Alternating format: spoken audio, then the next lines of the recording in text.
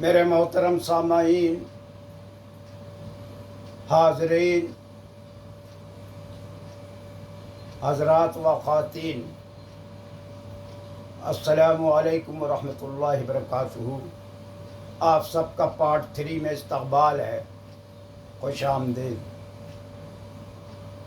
ماہ صفر اور ہجرت نبوی صلی اللہ علیہ وسلم۔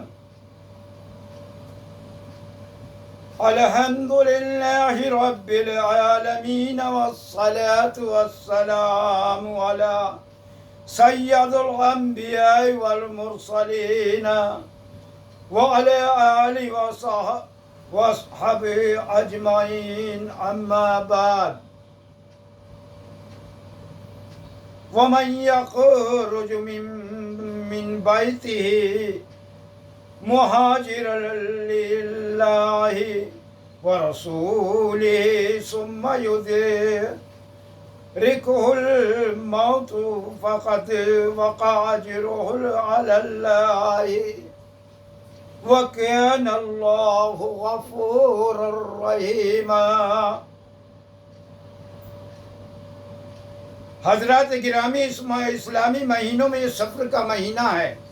اس مہینے کی سب سے بڑی فضیلت و اہمیت یہ ہے کہ اس کے آخری عشرے میں سرور کائنات صلی اللہ علیہ وسلم نے مکہ مکرمہ سے مدینہ طیبہ ہجرت فرمائی ہے۔ ہجرت کے لغوی معنی چھوڑنے کے آتے ہیں، اور اصطلاح شریعت میں ہجرت اسلامی تعلیمات اور شعائر پر عمل کرنے کے لیے خوشنودی، مولا کی خاطر اپنے وطن کو چھوڑ کر ایسی جگہ چلے جانا ہے جہاں شاعر اسلام پر عمل کرنے کی مکمل آزادی ہو۔ ہجرت کی اہمیت۔ حضرات قرآن کریم میں جہاد اسلامی کے بعد ہجرت ایک اہم ترین عبادت ہے۔ غور کیجئے تو معلوم ہوگا کہ ایک مسلمان کے لیے سب سے زیادہ اہم اگر کوئی چیز ہے تو وہ نہ اس کا اپنا وطن ہے، نہ اس کی قوم ہے، نہ اس کی روزی روٹی ہے، اور نہ روزگار و معاش ہے، بلکہ اس کے لیے سب سے زیادہ اہم چیز یہ ہے کہ جن اصولوں پر وہ ایمان لایا ہے ان کے مطابق وہ زندگی بسر کر کے اللہ تعالیٰ کی رضا حاصل کر سکے۔ اگر وہ ان اصولوں کے مطابق زندگی بسر نہ کر سکے تو اس کے لیے آزادی کیا خود زندگی ہی بے معنی ہو جاتی ہے۔ وہ اپنی زندگی کو خدا کی راہ میں قربان کر دینا زیادہ بہتر سمجھے گا، بنسبت اس کے کہ ان اصولوں کو قربان کر دے جن پر اس کے ایمان کا دار و مدار ہے، اور جن کے متعلق وہ یقین رکھتا ہے کہ وہ اصول حق ہیں اور خدا اور رسول کے دیے ہوئے ہیں۔ خدا اور رسول کے دیے ہوئے ہیں۔ نبی کریم صلی اللہ علیہ وسلم اور آپ کے صحابہ نے اسی بنیاد پر مکہ سے مدینے کی طرف ہجرت کی تھی۔ مکہ میں جب نبی کریم صلی اللہ علیہ وسلم اور آپ کے فداکاروں پر ظلم کی انتہا ہو چکی تو نبی کریم صلی اللہ علیہ وسلم نے اپنے صحابہ کو ہدایت کی کہ رفتہ رفتہ چوری چھپے ہجرت کر کے مدینہ پہنچ جائیں۔ صحابہ کرام نے اس حکم کی تعمیل میں ذرا بھی تردد یا تعمل نہیں کیا۔ مکے میں سرور کائنات صلی اللہ علیہ وسلم، حضرت ابو بکر صدیق رضی اللہ عنہ، حضرت علی مرتضیٰ رضی اللہ عنہ، اور جو کچھ بیمار ہوا عاجز رہ گئے، حضرت ابو بکر صدیق رضی اللہ عنہ نے اجازت چاہی تو سرکار دو عالم صلی اللہ علیہ وسلم نے فرمایا امید ہے ابو بکر کہ مجھے بھی ہجرت کی اجازت مل جائے گی، جس کا مقصد یہ تھا کہ ہجرت کے اس تاریخ 7 سفر میں ابو بکر صدیق رضی اللہ عنہ کو میری رفاقت نصیب ہو۔ حفیظ جالندری رحمت اللہ علیہ نے شاہ نامہ اسلام میں ہجرت کا پس منظر اس طرح بیان کیا۔ ادھر مکہ میں دنیا تنگ تھی ایمانداروں پر کہ روندے جا رہے تھے پھول کیسے جسم خاروں پر۔ صحابہ پہ اگرچہ قہر کے بادل برستے تھے، بیچارے سانس آزادی سے لینے کو ترستے تھے۔ نہ تھا آسمان منہ اپنے وطن سے موڑ کر جانا، نہ تھا آسان منہ اپنے وطن سے موڑ کر جانا، رسول پاک صلی اللہ علیہ وسلم کو مکے میں تنہا چھوڑ کر جانا۔ صحابہ کرام نے ارشاد نبوی سنتے ہی خفیہ طور پر ہجرت کا سلسلہ شروع کر دیا، مگر ہجرت کرنا بھی کوئی آسان معاملہ نہ تھا۔ صحابہ کو طرح طرح کی مشکلات اور مصائب کا سامنا کرنا پڑا، کیونکہ جو کوئی ہجرت کرتا مشرکین مکہ پوری طرح مزاحمت کرتے تاکہ کوئی مسلمان مکہ نہ چھوڑ سکے۔ سب سے پہلے نبی کریم صلی اللہ علیہ وسلم نے رضائی بھائی حضرت ابو سلمہ بن عبد الاسد نے ہجرت کا ارادہ فرمایا۔ جب وہ اپنی بیوی اور بچوں کے ساتھ ہجرت کے لیے پابرکاب ہو گئے تو میاں بیوی دونوں کے رشتے آڑے آ گئے۔ حضرت ام سلمہ جو بعد میں امہات المومنین میں شمار ہوئیں کہ رشتہ داروں نے انہیں روک لیا۔ حضرت ابو سلمہ تنہا رہ گئے اور کمال استقامت کا مظاہرہ کرتے ہوئے تنہا مکہ سے مدینہ پہنچ گئے، چونکہ حضرت ابو سلمہ کے بیٹے کو مکہ میں حضرت ام سلمہ کے رشتے داروں نے چھین لیا تھا۔ حضرت ام سلمہ رضی اللہ عنہ فرماتی ہیں کہ خاوند اور اپنے لخت جگر کی المناک جدائی میں میرا یہ حال تھا کہ میں مقام فرقت پر پہنچ جاتی اور گھنٹوں اپنے نصیب پر روتی۔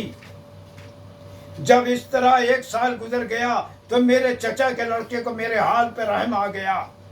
اس کی کوششوں سے بچہ بھی واپس ہوا اور مدینے جانے کی اجازت بھی ملی۔ حضرت ام سلمہ رضی اللہ عنہ بچے کو گود میں لیا، تنہا ہجرت کے راستے پر گامزن ہو گئیں۔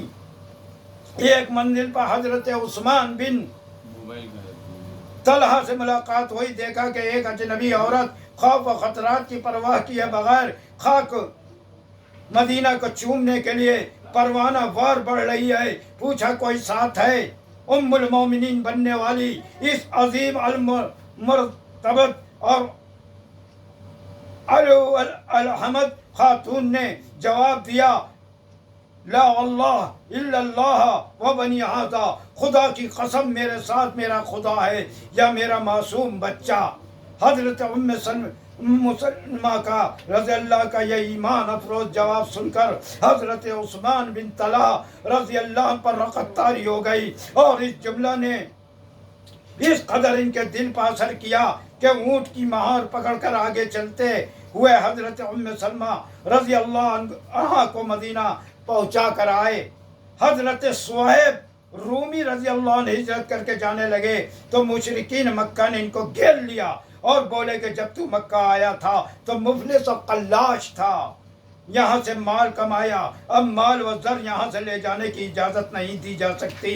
حضرت صہیب رومی رضی اللہ عنہ فرمایا، اچھا اگر میں سارا مال و متاع تمہیں دے دوں پھر تو مجھے جانے کی اجازت دو گے؟ قریش نے کہا ہاں تب ہماری طرف سے جانے کی اجازت ہوگی۔ حضرت صہیب رومی رضی اللہ عنہ خدا اور رسول کی خوشنودی کے لیے اپنا سارا مال قریش مکہ کے حوالے کیا اور خالی ہاتھ مدینے کی طرف چل پڑے۔ سرکار دو عالم صلی اللہ علیہ وسلم نے یہ واقعہ سنا تو فرمایا کہ سب کچھ بھی صہیب رضی اللہ نے سودے میں نفع کمایا، سب کچھ دے کر بھی صہیب رضی اللہ نے سودے میں نفع کمایا۔ حضرت عیاش رضی اللہ اور حضرت حشام دونوں ہی حضرت عمر رضی اللہ عنہ کے ساتھ ہجرت کے لیے تیار ہوئے۔ کفار مکہ کو خبر ملی تو حضرت شام کو پابند سراسر کر دیا، مگر حضرت عیاش ان کے ہاتھ نہیں آئے اور مدینہ پہنچ گئے۔ ابو جہل پیچھا کرتے ہوئے مدینہ پہنچا اور حضرت عیاش رضی اللہ کو پکڑنے کے لیے ایک عیارانہ چال چلی۔ انہیں بتایا کہ ان کی والدہ سخت بیمار ہیں۔ حضرت عیاش کا یہ سن کر دل بھر آیا، ابو جہل کے ساتھ روانہ ہو گئے۔ سردار مکہ ابو جہل نے راستے ہی میں مشقیں باندھ لیں، تشدد کیا اور قید تنہائی میں ڈال کر طرح طرح کی اذیتیں اور تکلیفیں پہنچائیں۔ نبی کریم صلی اللہ علیہ وسلم نماز صبح میں قنوت نازلہ پڑھتے اور حضرت عیاش رضی اللہ عنہ کی رہائی کے لیے دعا فرماتے۔ چنانچہ سرور دو عالم کی دعا قبول ہوئی، حضرت عیاش رضی اللہ کو قید کفار سے رہائی ملی اور سیدھے مدینہ منورہ میں آستانِ نبوت پر حاضری ہوئی۔ قریش مکہ نے جب دیکھا کہ نبی کریم صلی اللہ علیہ وسلم نے فضا کار مکہ چھوڑ کر مدینہ کو اپنا مرکز بنا رہے ہیں اور انصار مدینہ نے ہجرت کر کے جانے والوں کے لیے دیدہ و دل فرش راہ کر دیے ہیں اور انہیں اپنی حمایت میں اور پناہ میں لے لیا ہے، تو سردار ان کے مکہ چراغ پا ہو گئے اور انہیں خوف پیدا ہونے لگا کہ کہیں مسلمان ان کے لیے خطرہ نہ بن جائیں۔ چنانچہ وہ تدبیریں کرنے لگے۔ دارالندہ وہ قصی بن کلاب کی تعمیر کردہ ایک عظیم عمارت تھی۔ اس میں قریش مکہ نے مسلمانوں کے خلاف مشورہ شروع کر دیے۔ تمام سرداران قریش یہاں جمع ہوئے اور ایک خصوصی اجلاس ہوا۔ اس میٹنگ میں شیطان ملعون نے بھی ایک شیخ پارسا کی شکل میں شرکت کی۔ سرداران مکہ نے نبی کریم صلی اللہ علیہ وسلم کی بڑھتی ہوئی مقبولیت اور دین کے روز افزو اشاعت اور اثرات پر سخت تشویش کا اظہار کیا۔ انہوں نے کہا کہ اکرم محمد صلی اللہ علیہ وسلم کا دین اسی طرح ترقی کرتا رہا اور مسلمان مضبوط ہو گئے تو کفار مکہ کی سلامتی، معیشت اور کاروبار خطرے میں پڑ جائے گا۔ چنانچہ اسلام کی ترقی اور نبی کریم صلی اللہ علیہ وسلم کی تعلیمات پر بندش لگانے کے لیے مختلف تجاویز غور آئیں۔ کسی نے کہا نبی کریم صلی اللہ علیہ وسلم کو جلا وطن کر دیا جائے۔ شیطان جو ایک شیخ زاہد کی شکل میں تھا کہا کہ تجویز مناسب نہیں، کیونکہ تم نہیں جانتے کہ وہ کتنے شیریں کلام ہیں۔ جب وہ بولتے ہیں تو ان کی زبان سے پھول جھڑتے ہیں، ان کا کلام دلوں کو مسخر کرتا ہے۔ وہ جہاں کہیں بھی جائیں گے اپنی زبان کا جادو جگائیں گے، لوگ ان سے متاثر ہو کر ان کے حامی اور طرفدار بن جائیں گے اور پھر تم پر حملہ کر کے تمہیں نیست و نابود کر دیں گے۔ ایک تجویز یہ پیش کی گئی کہ نبی کریم صلی اللہ علیہ وسلم کے ہاتھ میں بیڑیاں ڈال کر ان کو ایک کوٹھری میں بند کر دیا جائے اور کھانے پینے کے لیے کچھ نہ دیا جائے، اس سے نعوذ باللہ خود بخود ہلاک ہو جائیں گے۔ شیطان نے تجویز سے بھی اختلاف کیا اور لوگوں کو بتایا کہ تمہیں معلوم ہونا چاہیے کہ نبی کریم صلی اللہ علیہ وسلم کے صحابہ آپ کے دیوانے اور پروانے ہیں، ان کے وجود کی خوشبو ان کے عقیدت مندوں کی ان کی قید و بند کی خبر دے دے گی۔ وہ اپنی جانوں کی پرواہ کیے بغیر تم پر حملہ کر کے انہیں تم سے چھڑا لیں گے۔ آخر میں سردار مکہ ابو جہل نے کہا محمد صلی اللہ علیہ وسلم کے بڑھتے ہوئے اثرات اور مقبولیت کو ختم کرنے کا طریقہ صرف یہ ہے کہ انہیں نعوذ باللہ ختم کر دیا جائے، اور ختم کرنے کا طریقہ یہ ہو کہ ہر قبیلے سے ایک جوان نمائندہ لیا جائے اور سارے مل کر حملہ کر دیں اور محمد صلی اللہ علیہ وسلم نعوذ باللہ ہلاک ہو جائیں گے اور آپ کے خون کا جرم تمام قبائل پر ہوگا۔ قبیلہ بنو ہاشم تمام قبیلوں سے لڑنے کی ہمت نہیں رکھتا، وہ صرف وعد کا مطالبہ کرے گا اور ہم سب مل کر دیت ادا کر دیں گے۔ پس صلی اللہ علیہ وسلم کو ختم کرنے کا واحد یہی راستہ ہے۔ شیطان نے اس تجویز پر بہت داد دی اور کہا کہ اس سے بہتر کوئی تجویز نہیں ہو سکتی۔ چنانچہ طے پایا کہ محمد صلی اللہ علیہ وسلم کے مکان کا محاصرہ کر کے تمام قبائل کے جوان اپنی تلواریں لیے تیار ہو کر آئیں۔ اس اہم اجلاس میں ابو جہل، عتبہ، ربیعہ، شیبہ، امیہ بن حلف، زمع بن اسود، ابو البختری بن عاص، نبی مغیہ مما اور نصر بن حارث جیسے بڑے بڑے مشرکوں نے چراغ مصطفی کو گل کرنے کا منصوبہ بنایا۔ یہ 9 کے 9 سردار غزوہ بدر میں بری طرح قتل ہوئے اور دنیا ہی کے اندر ذلت اور رسوائی ان کا مقدر بن گئی۔ قرآن کریم میں حضرت صالح علیہ السلام کا واقعہ مذکور ہے، جس کی تفصیل کا موقع نہیں، مختصر یہ کہ انبیاء کی اپنی ہی ایک تاریخ ہوتی ہے، ہوئی ہے۔ حضرت صالح علیہ السلام کے زمانے میں شر پسندوں اور ان کے دشمنوں کی تعداد بھی 9 تھی، مشرکین مکہ کے سردار بھی 9 تھے۔ انہوں نے حضرت صالح علیہ السلام کو ہلاک کرنے کے جتن کیے، انہوں نے چراغ مصطفی کو گل کرنے کی کوشش کی مگر کامیاب نہ ہو سکے۔ جب مشرکین مکہ اپنے منصوبوں اور تدبیروں پر خوش تھے، چنانچہ انہوں نے ان منصوبوں کو عملی جامہ پہنانے کے لیے ایک رات کا انتخاب کیا اور مشرکین مکہ کے 100 نوجوانوں نے پروگرام کے تحت نبی کریم صلی اللہ علیہ وسلم کے گھر کا محاصرہ کر لیا اور نبی کریم صلی اللہ علیہ وسلم کو ہلاک کرنے کے لیے برہنہ تلواریں ہاتھوں میں لیے ہوئے تھے۔ مشرکین مکہ نبی کریم کے جانی دشمن ہونے کے باوجود اپنی امانتیں آپ ہی کے پاس رکھا کرتے ہیں۔ ہادی برحق کو آج یہ فکر تھی کہ ان امانتوں پر کوئی حرف نہ آئے۔ آپ عبادت میں مشغول رہے، فارغ ہوئے تو حضرت علی رضی اللہ کو جگایا اور فرمایا، علی، ہجرت کا حکم آ گیا ہے، میرے پاس اہل مکہ کی یہ امانتیں ہیں، صبح ہوتے ہی ان تک پہنچا دینا۔ نبی کریم صلی اللہ علیہ وسلم نے اپنا بستر حضرت علی رضی اللہ کے حوالے کیا اور حکم دیا کہ میری سبز چادر اوڑھ کر سو جاؤ، خدا حافظ ہے، دیکھو دل میں اندیشہ نہ کچھ لانا، یہ چیزیں ان کو پہنچا کر سوئے یثرب چلے آنا۔ حضرت علی نے حیرت سے پوچھا کہ یا رسول اللہ، باہر تو دشمنوں نے گھیرا ڈال رکھا ہے، آپ باہر کیسے نکلیں گے؟ سرکار دو عالم صلی اللہ علیہ وسلم نے فرمایا، علی فکر مت کرو، یہاں سے راستہ دینا میرے مولا کا کام ہے۔ سرکار دو جہاں صلی اللہ علیہ وسلم نے ایک مٹھی مٹی لی اور سورہ یاسین کی ابتدائی آیتیں فَهُمْ لَا يُبْصِرُونَ تک پڑھنے کے بعد وہ مٹی اپنے دشمنوں کی طرف پھینک دی۔ یکا یک ایک تیز آندھی چلی، دشمن آنکھیں ملنے لگے، سرور کائنات برہنہ تلواروں و خونی دشمنوں، خطرناک پہروں اور ناپاک ارادے رکھنے والوں کے گھیرے سے آنن پانن باہر ہو گئے۔ حضرات، انسانی عقل حیران ہوتی ہے کہ یہ کس طرح ہوا۔ ایسے معاملوں میں عقل ہمیشہ حیران وہ سرگردان رہی ہے۔ یاد رکھیے کہ جو خدا کے ہو جاتے ہیں، خدا ان کا ہو جاتا ہے۔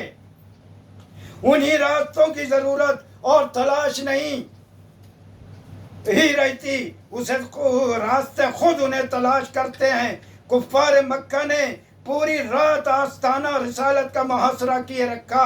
صبح ہونے سے پہلے دشمن اپنے ناپاک ارادے کی تکمیل کے لیے اندر داخل ہوئے۔